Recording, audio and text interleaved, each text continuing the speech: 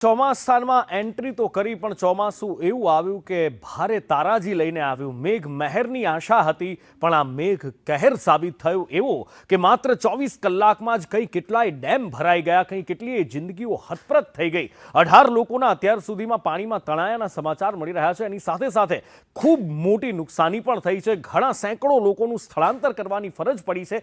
એક એક વિગત મારે તમને બતાવવી છે કે આ પહેલો જ વરસાદ ચોમાસાનો કે એણે કેવી તારાજી સર્જી છે। ખેડૂત લાંબા સમયથી ઇંતજાર કરી રહ્યો હતો કે ક્યારે આ વરસાદ આવે અને ક્યારે એ વરસાદ અમને બે પાંદડે કરે, પણ આજે વરસાદ વરસ્યો છે। 584 લોકોનું અત્યાર સુધીમાં સ્થળાંતર કરવાની ફરજ પડી છે। 188 રસ્તાઓ અને અનેક નેશનલ હાઈવે પણ એનાથી પ્રભાવિત થયા છે। 153 રસ્તાઓ બંધ છે। 12,900 ઉપરના ગામ પણ અત્યારે પ્રભાવિત થયા છે। 579 ગામોમાં વીજળી પૂર્વવત કરવાના પ્રયત્નો થઈ રહ્યા છે। 11 ડેમ હાઈ એલર્ટ પર મૂકી દેવામાં આવ્યા છે। 9 ડેમમાં 100% પાણી ભરાઈ ચૂક્યું છે અને આ 120 લોકોનું અત્યાર સુધીમાં રેસ્ક્યુ કરવાની ફરજ પડી છે। એનડીઆરએફની ટીમો ડિપ્લોય કરી દેવામાં આવી છે। વિચાર તો કરો કે પહેલો જ વરસાદ, હજી ચોમાસું બેઠું એને 2 દિવસ થયા છે। આજે ત્રીજો દિવસ છે કે જ્યારે હવામાન વિભાગે આધિકારિક રીતે જાહેરાત કરી કે ગુજરાતમાં ચોમાસું બેઠું છે અને આ 3 દિવસના વરસાદની અંદર આજે તો જો કે ઉઘાડ નીકળ્યો છે, ઘણી બધી જગ્યાએ એક રાહતની વાત છે, પણ 2 દિવસ જે ભારે વરસાદ વરસ્યો, 2 દિવસ જે ખાના ખરાબી થઈ ગઈ, એના આ આંકડા છે, એની આ સાબિતી છે કે વરસાદ કેવો ભયંકર હતો, જાણે કે આભ ફાટ્યું હોય। અને એમાં પણ સૌથી વધારે જો પ્રભાવિત થયા હોય તો એ સૌરાષ્ટ્રના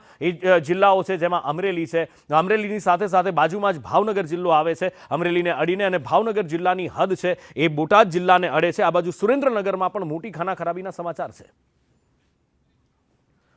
આ બાજુ જૂનાગઢ જિલ્લામાં પણ મેઘ મહેર થઈ છે। ધોધમાર વરસાદ જૂનાગઢ જિલ્લામાં વરસ્યો છે। અકાળા, વીરડી, જલંધર ગામમાં વરસાદ વરસ્યા છે। અમરાપુર, તરસિંગડા ગામમાં પણ મેઘ મહેર થઈ છે અને અહીંયા આગળ મેઘ મહેર છે જે અમરેલી, બોટાદ કે ભાવનગરમાં કે સુરેન્દ્રનગરમાં જોયું એવું નહીં, પણ વરસાદ વરસી રહ્યો છે। વાવણી લાયક વરસાદ છે। ખેતરમાંથી પાણી, જેમ સૌરાષ્ટ્રમાં કહે કે ખેતરમાંથી પાણી હાલતા થઈ ગયા છે અને ખેડૂત અત્યારે હરખાઈ રહ્યો છે, ખુશખુશાલ છે।